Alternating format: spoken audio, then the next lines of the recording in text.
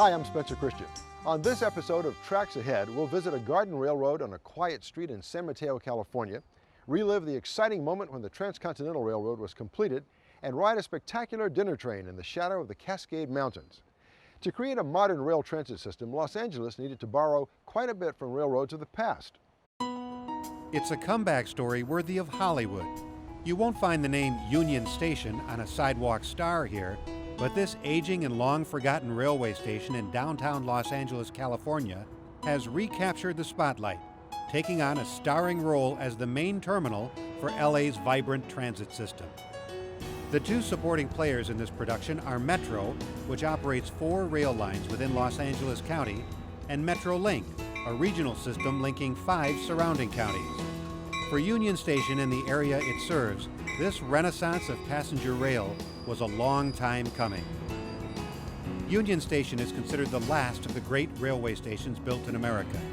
It opened in 1939 as a passenger terminal for 3 major railroads: the Southern Pacific, the Union Pacific, and the Atchison, Topeka, and Santa Fe Railway. During World War II, the trains were often standing room only, and Union Station saw a steady stream of travelers pass through its beautifully appointed main waiting room. But by the 1950s, train travel had sharply declined, and for decades the huge terminal remained nearly abandoned except for Amtrak. Today, the passengers have returned to Union Station, but unlike 60 years ago, most of them are not traveling cross-country, but commuting from neighborhoods in nearby counties, making train travel a part of their daily lives. Standing tall near Union Station is the headquarters of the LA County Metropolitan Transportation Authority, better known as Metro. Metro manages some 200 county bus lines and provides pickup facilities for the flyaway buses that run between Union Station and Los Angeles International Airport. But the agency also operates a busy commuter rail system on 4 major routes called the Red, Gold, Blue, and Green lines. At peak travel times, 250 trains are running along 73 miles of track. Boardings average 250,000 per week, and ridership continues to grow. Here in downtown Los Angeles, there's just been an explosion of residents coming in and living downtown. And one of the main reasons is that there is such an availability of transportation. The Blue Line was the first Metro light rail to open in 1990. It begins downtown at the 7th Street Metro Center and travels 22 miles south to Long Beach. For most of the trip, the Blue Line is following a right-of-way first built by the historic Pacific Electric Railway back in 1902. Borrowing from older railroads was the key to making the newer lines efficient and affordable. This was even more essential for the regional MetroLink system, which was built mainly on pre-existing track. It was hugely important because the right-of-way through these urban areas is irreplaceable. The fact that they had been built, in many cases 120 years ago, and preserved through the years enabled MetroLink to start within 2 years. The busiest MetroLink route is the 57-mile-long San Bernardino, which carries 5,000 passengers to and from work each weekday morning, many of them connecting with the Metro lines at Union Station. So we carry those 5,000 people in about 2 hours. So that's 2,500 people an hour. So that's roughly equivalent to 2,000 automobiles an hour for 2 hours in the morning. Same thing going east in the evening. So we do the work of 1 lane of freeway. Another MetroLink route stops at Fullerton Depot, a city located 30 minutes south of Union Station and a great place for train watching. MetroLink makes several stops here each day, as does Amtrak's Pacific Surfliner. There are 2 historic railroad depots here. The former Union Pacific station now houses a restaurant while maintaining its original architecture. The Fullerton Depot has also been restored to look as it did in the 1930s when it still belonged to the Santa Fe Railway. The Fullerton Depot is still a working railroad station, providing services for Amtrak trains, including the Southwest Chief that travels daily between Los Angeles and Chicago. This cool rainy day kept rail fans from their usual gathering spot along the pedestrian bridge to watch the variety of trains that pass by here on 3 tracks, including many Burlington Northern Santa Fe freight trains. But one young rail fan didn't let the weather dampen his enthusiasm. Back at Union Station, the Metro Gold Line heads out over elevated track towards its first stop at Chinatown. This commuter line is also popular with tourists who enjoy the scenic 14-mile ride heading northeast from downtown LA. Part of the Metro Gold Line uses the median of the 210 freeway, once again taking advantage of the preserved right-of-way of the Santa Fe Railway. Pasadena is currently as far west as the Gold Line operates. Construction is well underway on a 6-mile extension serving communities east of Los Angeles. The new track is curving out from Union Station over the Santa Ana Freeway, enabling the Gold Line to continue in the same direction. This is a first for Union Station, which was built as a stub-end terminal, meaning trains come in from one direction and stop before reversing course. Another first for Union Station happened in 1993, when it became a subway terminal for the Metro Red Line, with service to Hollywood and the San Fernando Valley. The route, which is all underground, stops along the way at stations designed to reflect the history or character of its location. A visit to the Metro station at Hollywood and Highland takes in the famous view of the Hollywood Hills. Surrounded by showbiz, the station became part of a large entertainment complex and is designed in a highly theatrical fashion. The subway station at Hollywood and Vine reflects the glamour of Hollywood's golden years, with movie projectors and a ceiling covered in film reels. But the real action is once again happening at street level, where a rebirth of the Hollywood neighborhood has been in progress since the subway opened here in 2000, attracting both tourists and residents back to an area that had been in serious decline. Virtually every station on the Red Line has some sort of project in the works or completed. And nowhere is that most evident than Hollywood and Vine, where they're building a W hotel, luxury residences, everything on top of the Metro station. LA's transit system has had a powerful effect on many of the neighborhoods it serves. But its goal is not to replace the freeways, but to offer an alternative. We don't consider it as attacking the automobile culture. I love sports cars myself. I like to drive. It's just when there's 200,000 other people trying to go to the same place at the same time, it isn't fun anymore. If they choose public transit, they have a much better alternative.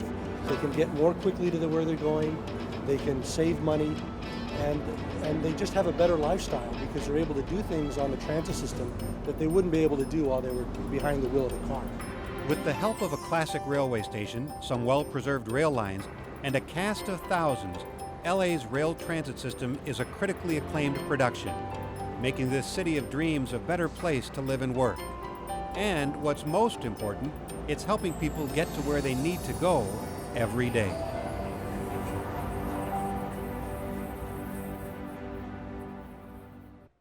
Construction on the subway took 7 years to complete, and the tunnels were built to withstand a 7.5 magnitude earthquake.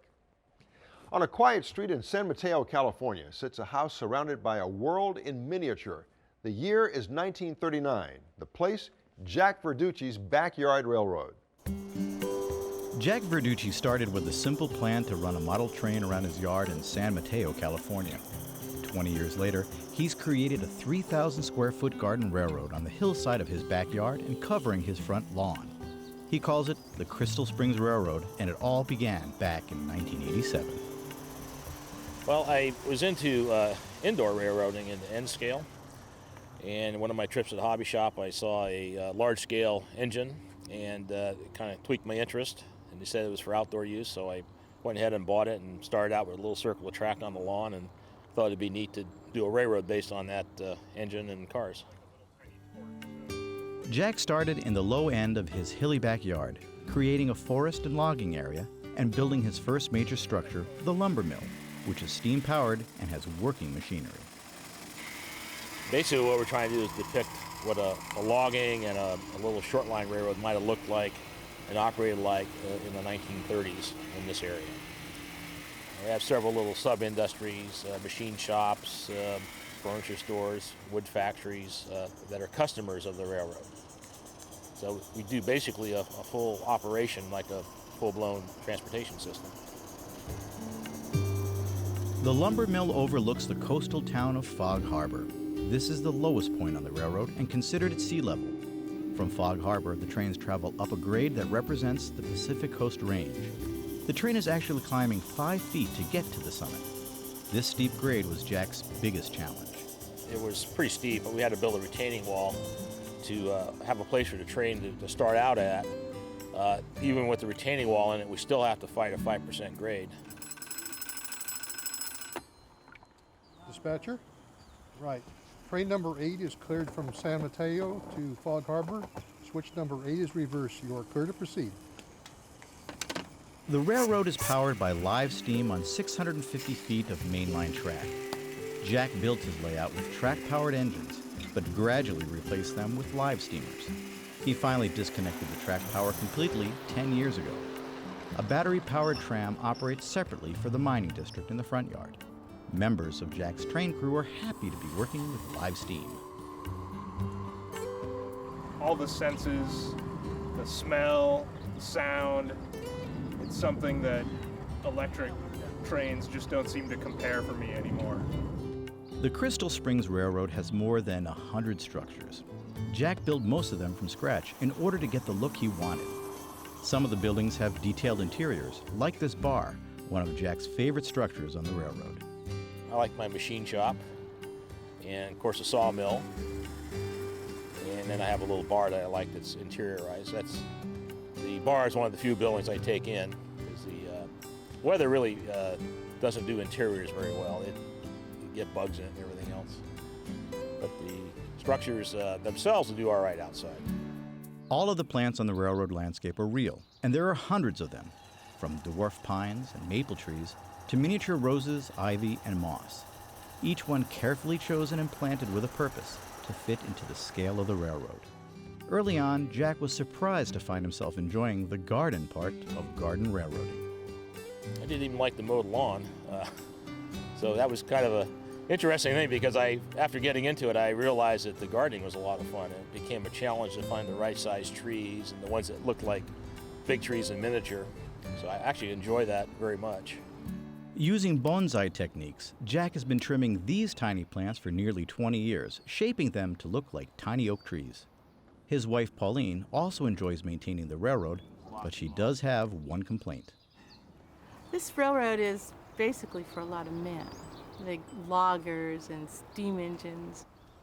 To please his wife and his grandchildren, Jack built a special area to accommodate Jiminy Cricket, Tinker Bell, and a few of their special friends. As expected, it became Pauline's favorite part of the garden. Basically the Disney part of our garden with the Snow White and Seven Dwarfs, the little trees and sidewalks, and creating the little villages with Pinocchio. For the record, the dwarfs are fully employed on the railroad, managing the Seven Dwarfs Mining Company. As for Pinocchio, he stays close to home, steering clear of the lumber yard. According to Jack, the ultimate success of his Crystal Springs Railroad depends on 3 basic requirements: real dirt, real plants, and real steam. It also took real talent, plus a lot of hard work. Oh yeah, I enjoy it. There's enough challenges there to keep you occupied. I mean, it's almost like a job, keeping everything up, but I still enjoy it.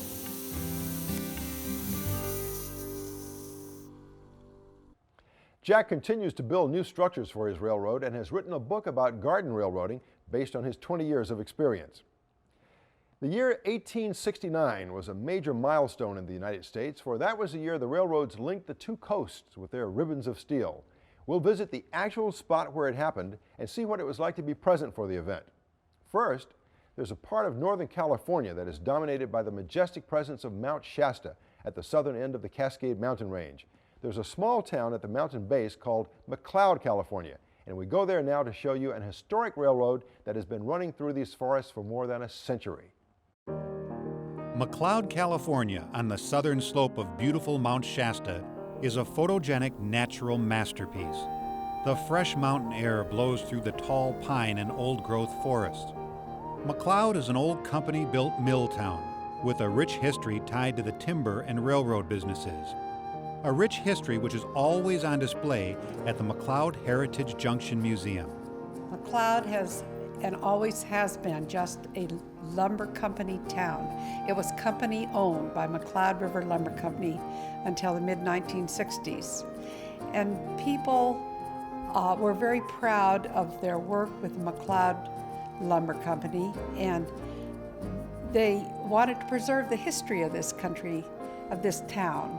All of the houses were built for the families, and no one lived here unless they worked for the McLeod River Lumber Company, the railroad, or the schools or the stores or anything like that. As a company town that you might say you sold to the company store. Well, that was not really the case in McLeod. The wages were good, the working conditions were good, the housing was good, very reasonable rates of rent, and people that lived and worked in McLeod, even to this day, people that are 70, 80, and 90 years old, come back to McLeod with very good feelings about the good days when they lived here and worked here.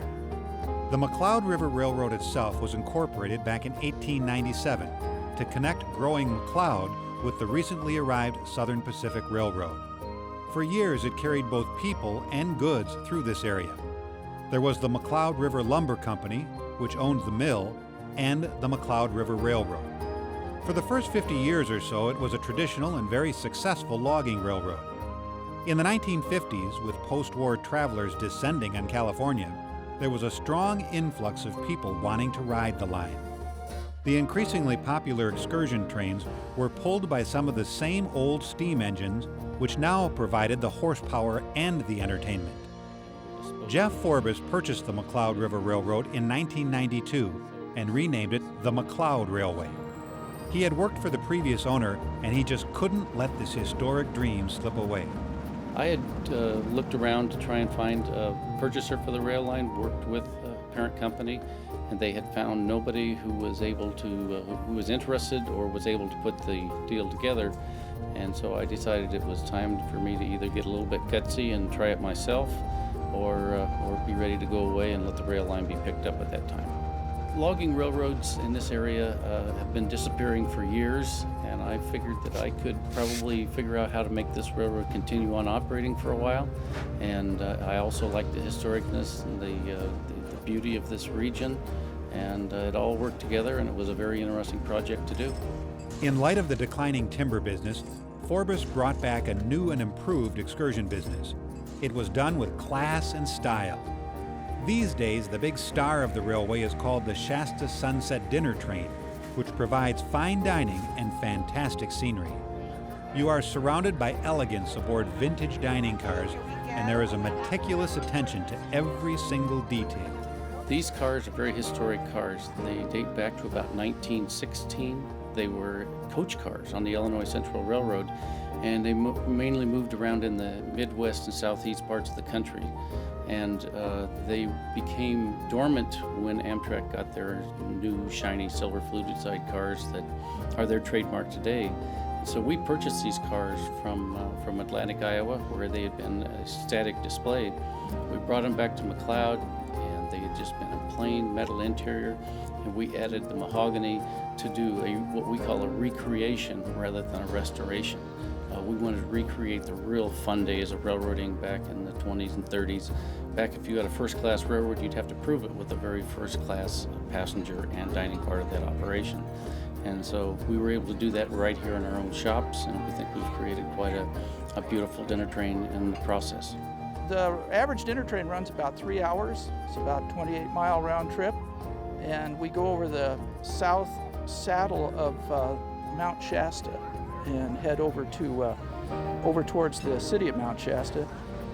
There's a switchback on the way, and we have some pretty spectacular views of Mount Shasta, the Eddies, which is a mountain range to the west, and the Castle Crag State Park, Mount Lassen.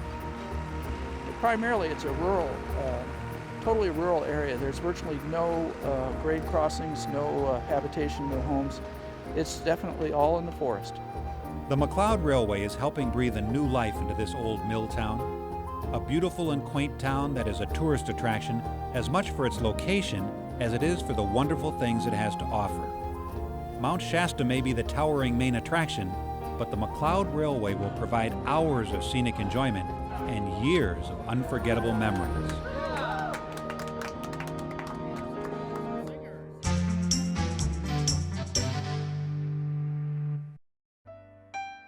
On May 10th, 1869, at Promontory Summit, Utah, there occurred an event so significant that it literally shaped the course of American history. A ceremonial golden spike was driven to simulate the anchoring of the final rail joining the tracks of the Union Pacific's westbound expansion from Omaha with the Central Pacific's eastbound tracks originating in Sacramento. This single act completed the construction of the first transcontinental railroad, linking both coasts of a growing nation by rail and paving the way for westward expansion. Today, that event is recreated in great detail by volunteers and the dedicated employees of the National Park Service at the Golden Spike National Historic Site. The recreation or the reenactment that we do is done at the exact location where the original ceremony was held in 1869. The reenactment consists basically of a script that was put together about 20 years ago and reflects the newspaper articles and some of the actual speeches that had been written and recorded. And so we try to duplicate as closely as possible the actual verbiage and the sequence of what happened here on May 10th, 1869. We are met this day to celebrate the completion of a remarkable example of the vision, determination, and the labor of thousands of men in a union which this day shall be consummated forever. We're assembled at Promontory Summit of the Utah Territory to link Europe and Asia with a new route of travel and commerce, and to join the raw riches of the American West with the finished goods of the industrial East. Of course, no recreation of such a monumental moment in railroading history would be complete without a working tribute to the steam technology of those bygone days. The two locomotives that we have here, one named the Jupiter at number 60, is a Central Pacific locomotive, and the other one is the 119 Union Pacific locomotive, are live steam locomotives operating at steam pressures of 140 to 150 pounds per square inch, and are replicas of the original two that brought the dignitaries here from the east and the west on May 10th, 1869. Approximately 1,000 people attended the original ceremony, while President Grant and the entire nation awaited news of the actual moment of completion. News delivered by telegraph. Promontory to the country. Bulletin. We have got done praying. The spike is about to be presented. Gold and silver ceremonial spikes were tapped into place and then removed, while the crowd and the nation awaited the actual completion, affected by the driving of a common iron spike. All right, gentlemen, are we ready to drive the last spike? We're ready. All right, let's get on with it. All ready now. 12:40 p.m. Dr. Durant has adjusted the spike. The spike will soon be driven. The signal will be 3 dots for the commencement of the blows. Bring someone from the railroad up here. Get someone who knows how to drive a spike. Yeah. Promontory to the country. Bulletin. D-O-N-E. Done.